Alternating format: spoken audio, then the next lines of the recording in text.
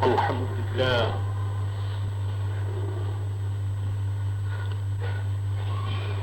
الحمد لله حمدا كثيرا طيبا مباركا فيه. آمنت بالله ورسوله هو الأول هو الآخر هو الظاهر هو الباطن وهو بكل شيء عليم. فأعوذ بالله من الشيطان الرجيم. بسم الله الرحمن الرحيم.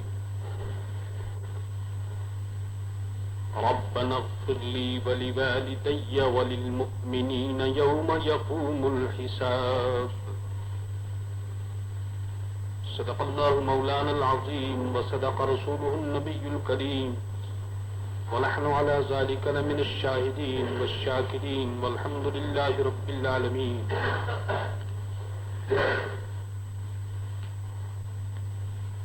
اللہ کے بعد اللہ کے فضل و کرم سے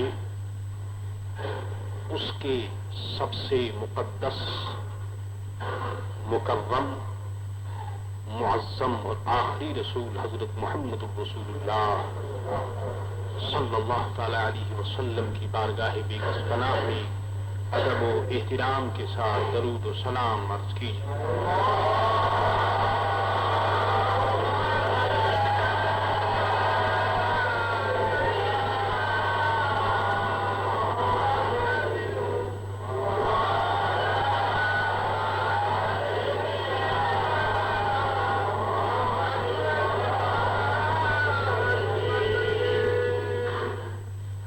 بھائیوں اور بہنوں، عزیزوں اور دوستوں،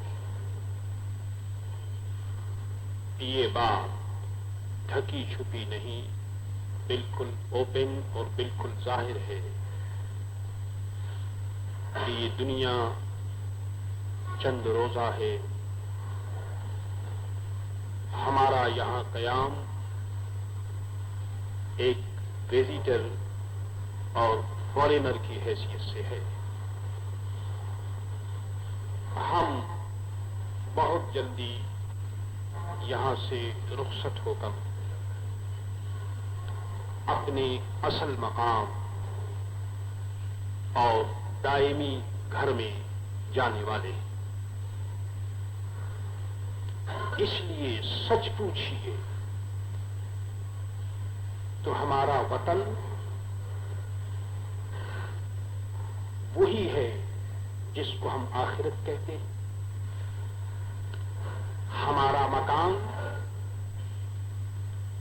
وہی ہوگا جس کو ہم آخرت کے نام سے یاد کرتے ہیں. اور جو نعمت اللہ کے فضل و کرم سے ہمیں ملنے والی ہے وہی نعمت قابل اعتبار اور دائمی ہے جو اس دنیا سے رخصت ہونے کے بعد ہمیں ملے. اس دنیا میں جو کچھ ہم اپنی نگاہوں سے دیکھتے ہیں یہ ایک خواب ہے. جس طرح سے آدمی اپنے بستر پر سو جانے کے بعد رات کو کیا کیا نہ دیکھ لیتا ہے. کوئی یہ بھی دیکھتا ہے کہ وہ بادشاہ ہو گیا، کسی کو ایسا خواب بھی نظر آتا ہے کہ دنیا کے تمام خزانے اس کے ہاتھوں میں آ گئے، اور کوئی یہ بھی دیکھتا ہے کہ وہ دنیا کا بہت بڑا آدمی ہے. لیکن میرے دوستو، آپ جانتے ہیں کہ خواب کی بات جو ہوتی ہے وہ خواب ہی کی بات ہوتی ہے. خواب کی بات پر کوئی عقل مند اعتبار نہیں کرتا. یہ عام اسٹیج کے متعلق میں کہہ رہا ہوں، باقی اللہ والوں کے خواب وہ اس کا الگ مقام ہے. لیکن عام اسٹیج جو ہے آدمیوں کا، اس کے مطابق خواب و خیال کی باتیں جو ہوتی ہیں وہ خواب و خیال کی ہوتی. کوئی آدمی خواب و خیال کی بات پر اعتبار اور بھروسہ نہیں کرتا. تو میرے دوستو، یہ دنیا جو ہے یہ بھی خواب و خیال ہے. یعنی خواب و خیال سے مطلب آپ اس کا یہ نہ سمجھیں کہ اس کی حقیقت نہیں، اس کی حقیقت ہے، لیکن یہ حقیقت بھی میرے دوست کچھ دنوں کے لیے. کیوں کہ انسان کی نظر اور انسان کی نگاہ جب قبر میں کھلتی ہے تو میرے دوستو وہ خود یہ محسوس کرتا ہے کہ بہت دنوں کے سو جانے کے بعد اب وہ اٹھا ہے، اور اس وقت جو اس کے سامنے سین ہوتا ہے وہی سین حقیقی ہے، اور اسی سین سے ہر انسان کو ایک نہ ایک دن گزرنا ہے۔ بات یہاں سے چلی تھی اور گفتگو یہ تھی کہ اس دنیا میں ہمارے اوپر ہماری ماں اور ہمارے والد کا، باپ کا بڑا احسان ہے، اور جو لوگ ماں باپ کے احسان کو سمجھتے ہیں اور اس پر یقین کرتے ہیں تو پھر وہ یہ بھی جان سکتے ہیں کہ اس دنیا میں ہر شخص پر کسی نہ کسی کا احسان ہوتا ہی ہے، اور میرے دوستو سب سے بڑا احسان اس دنیا میں یہ ہے کہ کوئی آدمی کسی آدمی کو اچھے راستے پر لگا دے، کسی آدمی کو سیدھے راستے پر لگا دینا اور اللہ تعالیٰ اور اس کے رسول صلی اللہ تعالی علیہ وسلم کی معرفت کرا دے گی، میں سمجھتا ہوں کہ اس سے بڑھ کر کے احسان اور کیا ہو سکتا ہے۔ قرآن مقدس نے ارشاد فرمایا ربنا اغفر لی، اے ہمارے رب بخش دے، مجھے بخش دے، ولوالدی اور میرے والدین کو بخش دے، ان کا میرے اوپر بڑا احسان ہے، بڑا کرم ہے، بخش دے، وللمؤمنین اور اے الہ العالمین مسلمانوں کو بھی بخش دے، تیری رحمت وسیع ہے، تو فضل عظیم کا مالک ہے، اس لیے تو اپنے فضل و کرم سے سب مسلمان کو بخش دے۔ یوم یقوم الحساب، جس دن کے حساب قائم ہوگا، وہ حدیث آپ نے سنی ہوگی جس میں خصوصیت کے ساتھ اس بات کی طرف اشارہ کیا گیا ہے کہ جب آدمی مر جاتا ہے تو اس کی اعمال ختم ہو جاتی ہیں، نماز، روزہ، حج، زکات، صدقہ، خیرات، حسنات، بات اور نصیحت، اچھی باتیں، نیکی کی باتیں، یہ اس وقت تک ہے جب تک یہ سانس ہے، ادھر سانس بند ہوا ادھر سب ختم۔ اب تین چیزیں ایسی ہیں جو رہ جاتی ہیں۔ سرکار دو عالم فدا ہوا بھی وہ صلی اللہ تعالی علیہ وسلم نے ارشاد فرمایا کہ ایک تو صدقہ جاریہ ہے، خدا کسی کو توفیق دے اور اس نے اللہ کے نام پر کہیں مسجد بنا دی ہو، کوئی مدرسہ قائم کر دیا ہو، کوئی ایسا کام کر گیا ہو جو دینی نقطۂ نظر سے مسلمانوں کے دین کو فائدہ پہنچے،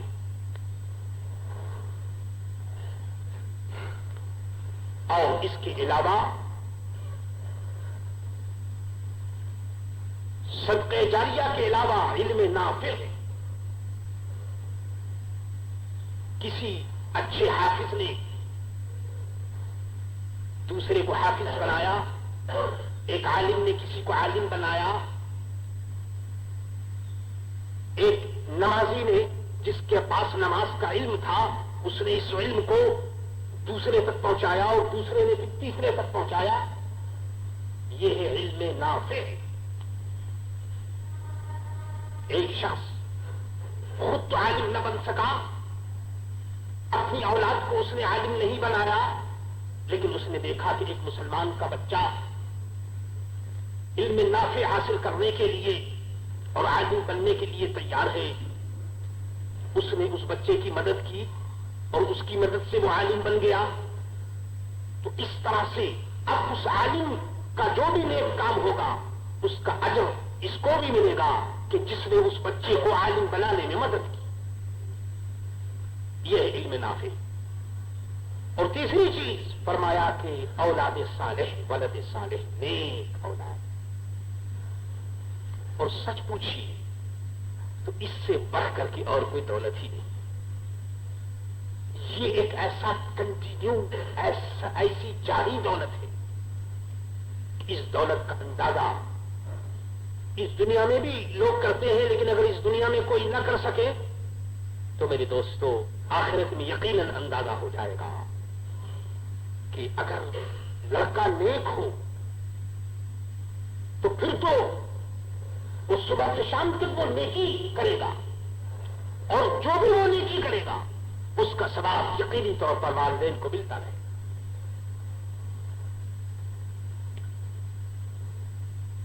اسی سے ملتی جلتی ایک حدیث ہے.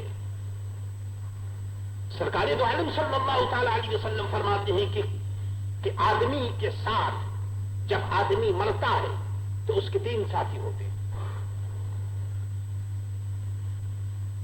ایک تو یہی مال ہے، دولت ہے، جائیداد ہے، مکان ہے، دکان ہے، فیکٹری ہے، کارخانہ ہے، اعلی حد القیاس.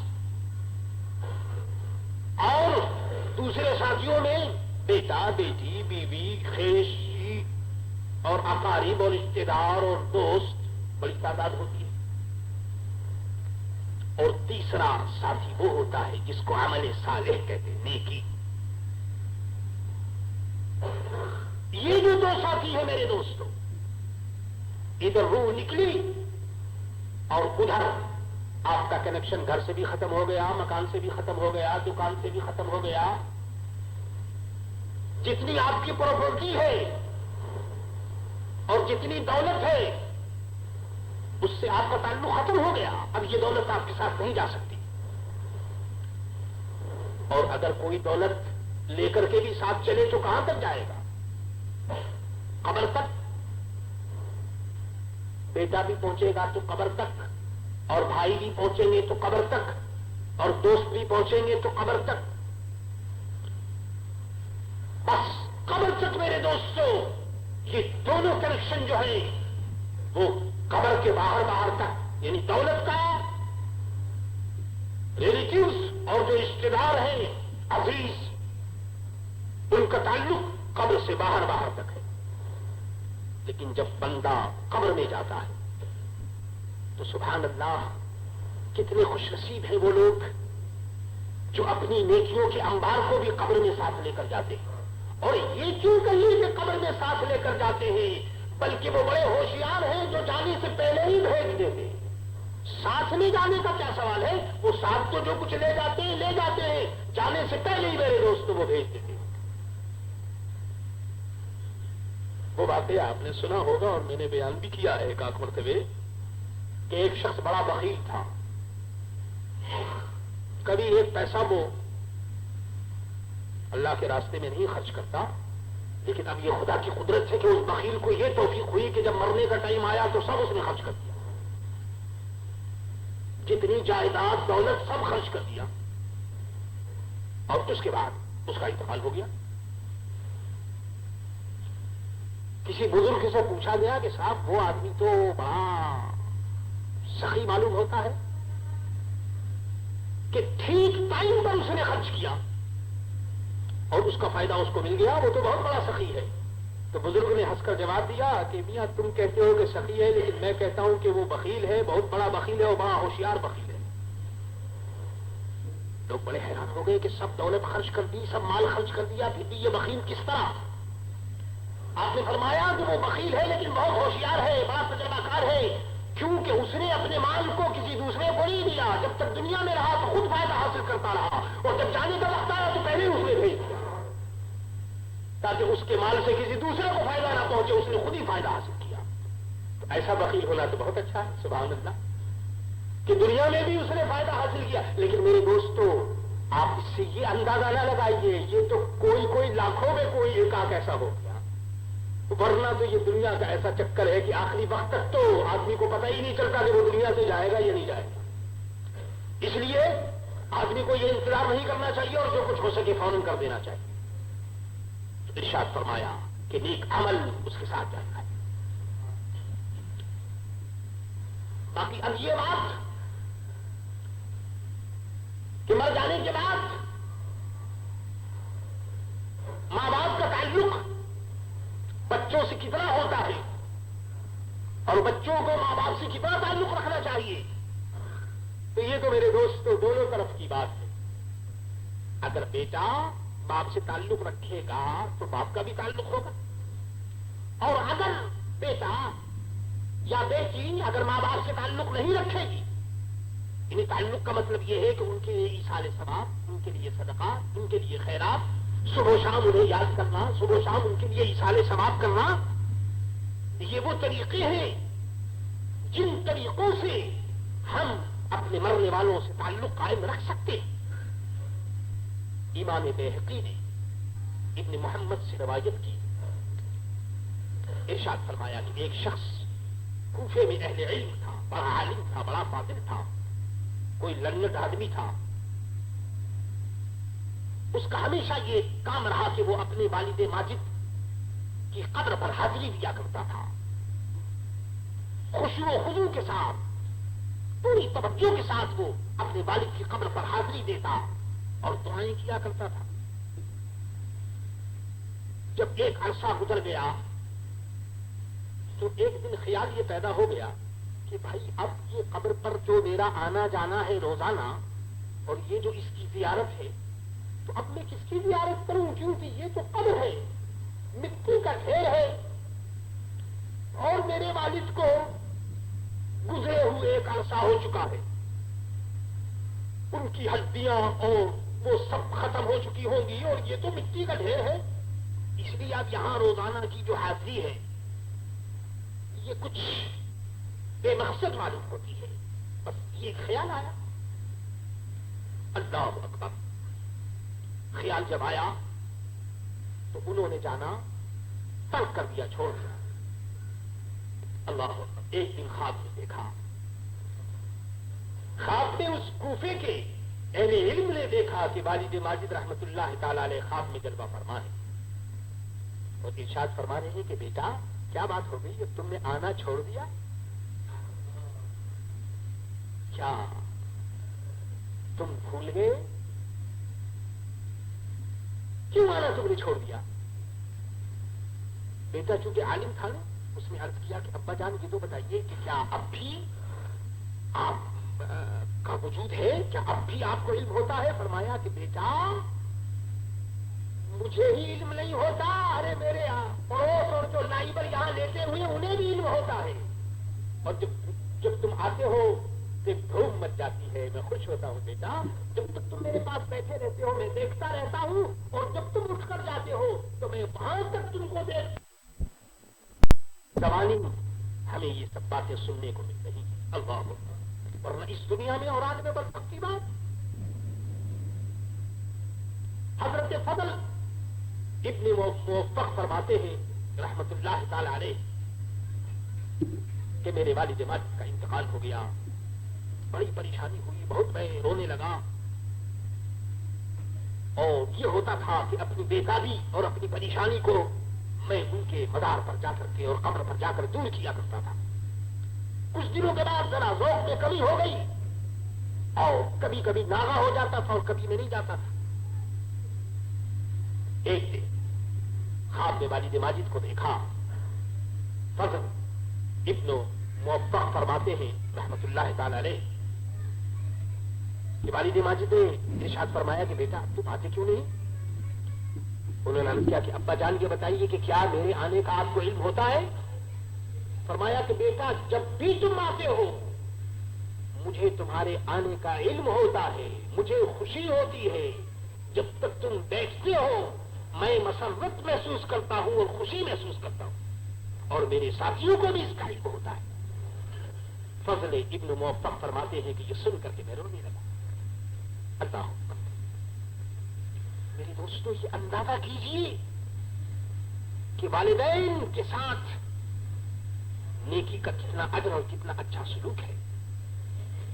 سعد بن عبادہ رضی اللہ تعالی عنہ مقدس صحابی ہے، ان کی والد ماجدہ کا انتقال ہو گیا، بعد میں وہ واپس آئے کیا یا رسول اللہ میری والدہ کا انتقال ہو گیا، یا رسول اللہ کیا میں اس کے لیے کچھ کروں تو اس کو ثواب ملے گا؟ حضور نے ارشاد فرمایا کہ اے سعد بن عبادہ کیوں نہیں، جو کچھ تم کرو گے ملے گا۔ فرمایا یا رسول اللہ میں آپ کو گواہ بناتا ہوں، یہ جو میرا باغ ہے میں اپنی ماں کے نام میں اس کو صدقہ کر دیتا ہوں۔ اللہ، یہی سعد بن عبادہ رضی اللہ تعالی عنہ سے دوسری حدیث ہے۔ عرض کیا یا رسول اللہ میری والد ماجدہ کا انتقال ہو گیا یا رسول اللہ، انہوں نے کوئی وصیت نہیں کی، کوئی نصیحت نہیں کی، ان کو کوئی موقع نہیں ملا یا رسول اللہ صلی اللہ تعالی علیہ وسلم، تو کیا اب میں اگر کچھ کروں تو ان کو ملے گا؟ ارشاد فرمایا کہ اے سعد بن عبادہ ارے تم جو کچھ کرو گے وہ ملے گا اور ضرور ملے گا۔ میرے عزیزوں میرے دوستوں، بات صرف اتنی ہے کہ انسان خلوص کے ساتھ اور محبت کے ساتھ جو بھی بھیج دے اپنے مردوں کے لیے اور نیکوں کے لیے وہ سب کچھ ملتا ہے۔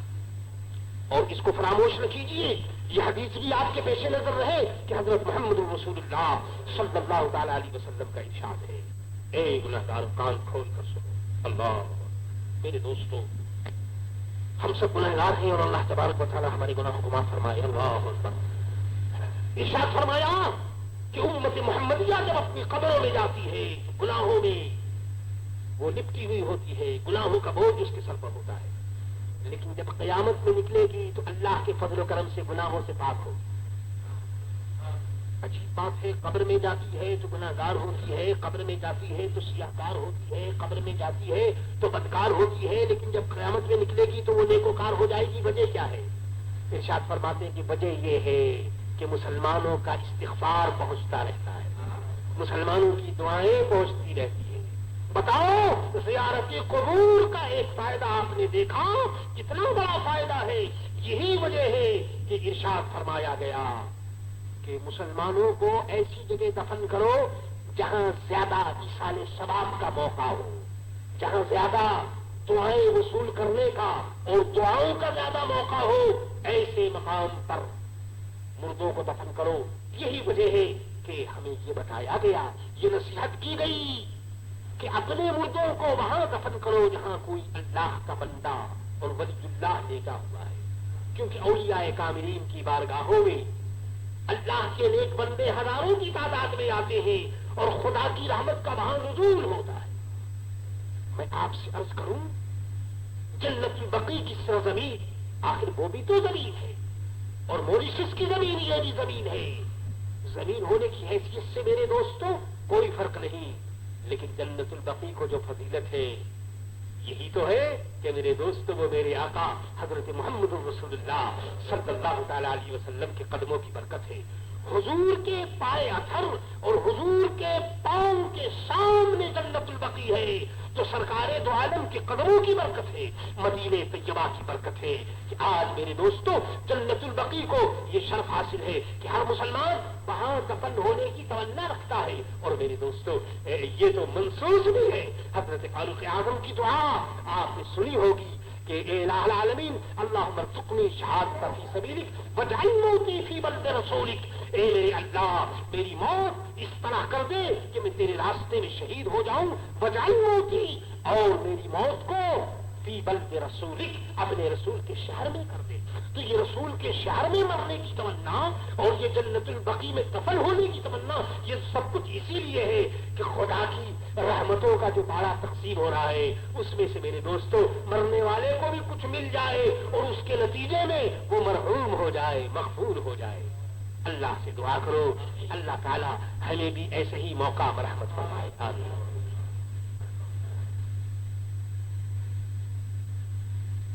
یہ بھی اس بات کی ایک ریکارڈنگ جو جامع مسجد کے امام صاحب نے آج جمعے کی نماز سے پہلے فرمایا تھا۔